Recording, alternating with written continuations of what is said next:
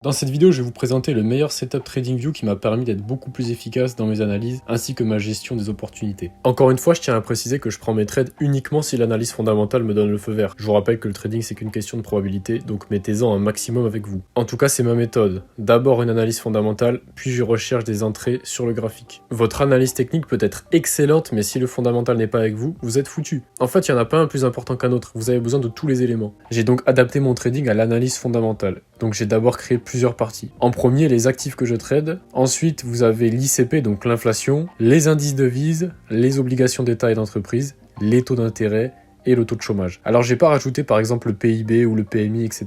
parce que tout simplement je trouve que c'est pas très bien fait sur TradingView. Donc je préfère les regarder sur Trading Economics par exemple. Ok, donc en premier on va regarder les actifs que je trade. Donc vous voyez, j'ai créé plusieurs catégories. Tout d'abord le top.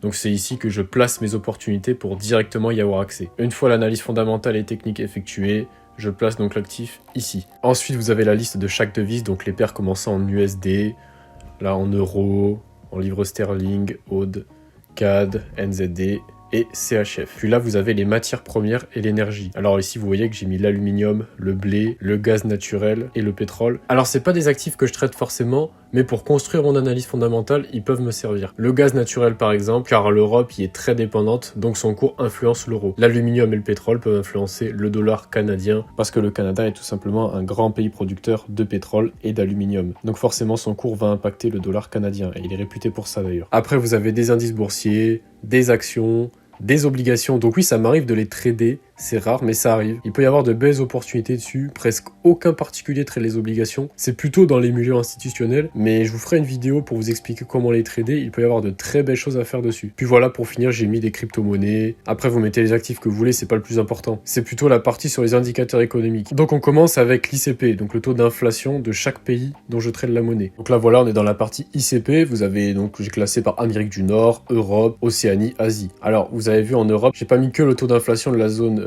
d'Union européenne, j'ai aussi mis ceux de l'Allemagne et de la France pour donner un ordre plus précis. Le taux d'inflation en Allemagne influence énormément le cours de l'euro. Et là où c'est excellent, c'est que ça vous permet de voir en un coup d'œil s'il y a un rebond par exemple de l'inflation ou si elle continue d'être en baisse et pour rapidement voir les chiffres de l'inflation. Par exemple, si je vais sur celui de la Suisse, je vois que le taux d'inflation est de 3,30%. Et on pouvait constater qu'elle commençait à diminuer, mais on a l'impression qu'il y a une reprise de l'inflation. Et ça, c'est important justement. Donc on voit que le franc suisse pourrait avoir une reprise de l'inflation à confirmer sur les prochaines chiffres. Mais pour l'instant, il y a une reprise de l'inflation. Et si je vais sur le taux d'inflation australien, on peut carrément voir qu'il n'y a même pas eu encore d'inversion de tendance, malgré tous les efforts de la Banque centrale australienne. Donc c'est important de le prendre en compte, ça. L'Australie n'a toujours pas réussi à inverser la tendance. Ensuite, vous avez les indices de devises. Bon, là, je vais pas trop m'y attarder, vous connaissez. DXY, EXY, voilà, vous pouvez faire vos analyses dessus. Vous avez également un indice sur les prix de l'énergie. Donc en gros, ça rassemble tout un panel d'énergie, que ce soit le pétrole, que ce soit le gaz, et ça vous donne un ordre d'idée de est-ce que l'énergie est chère. Après, j'ai également mis le VIX, donc l'indice de volatilité du S&P 500. C'est intéressant de le regarder.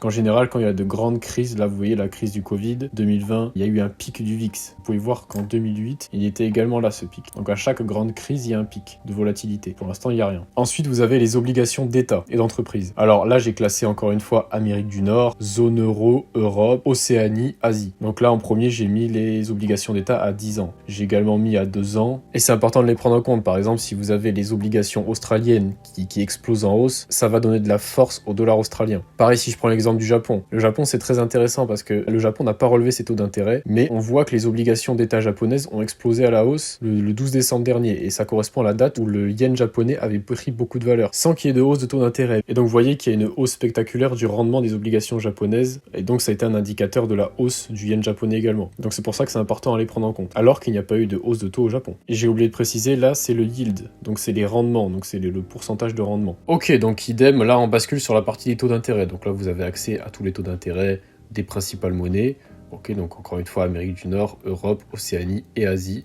Et là, j'ai ajouté une catégorie masse monétaire. Donc en gros, vous avez plusieurs indicateurs pour indiquer la quantité de monnaie en circulation, par exemple aux États-Unis. Vous avez aussi accès au bilan des banques centrales, donc c'est très important de les prendre en compte, en fait, tout simplement pour savoir si elles arrivent à lutter contre l'inflation, parce que leur but, c'est de diminuer leur bilan, donc de réduire la quantité de monnaie en circulation. Donc là, on peut voir clairement que c'est en tendance baissière, donc elles y arrivent. Et c'est important de surveiller le cours, si oui ou non ça continue de baisser, ou si ça reprend une hausse, parce que ça impacte directement les monnaies, si jamais c'est le cas. Et c'est le but des politiques monétaires de ces derniers temps, de faire diminuer diminuer la masse monétaire. Donc en fait, regardez bien dans quel contexte on est. Si la masse monétaire diminue, c'est bien une volonté des banques centrales, par les hausses de taux, etc., pour lutter contre l'inflation. Donc justement, c'est important de voir. Parce que là, si admettons demain, là on est encore en lutte contre l'inflation, si demain la masse monétaire aux États-Unis remonte, ça pourrait ne pas être bon pour l'inflation. Donc il va y avoir des conséquences sur les monnaies. Enfin voilà, il faut suivre l'actualité encore une fois. Je regarde également le rendement des obligations d'entreprises notées A, B et C. Bon, rapidement, les entreprises classées A, vous avez compris que c'était les entreprises les plus fiables et les plus solides. Celles qui sont classées C, c'est les entreprises les plus à risque. Donc vous voyez, vous avez les taux. Et ce qui est intéressant là-dessus, c'est justement de savoir si oui ou non les taux augmentent de ces obligations-là. Et là, vous pouvez vous faire une idée du sentiment économique du moment. Puis pour finir, vous avez la catégorie chômage.